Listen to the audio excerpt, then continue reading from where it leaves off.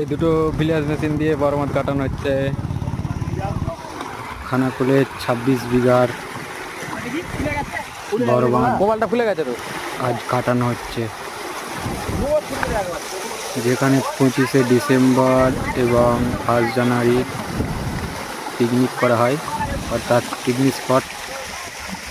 সেখানে একটি বালির বাঁধ ছিল, সেই বালির বাঁধটাই কাটানো হচ্ছে দুটো ভিলিয়াজ মেশিন দিয়ে এবং অনেক লোক লেগেছে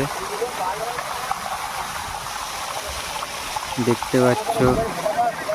আর এইদিকে সেই বড় জল, যে জলটাকে কাটানো হচ্ছে,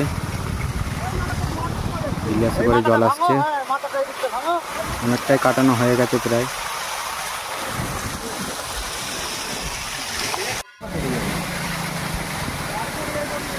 এই যে সেই কাটানোর চিত্র। আর এইদিকে রয়েছে মুন্ডেশ্বরী নদী।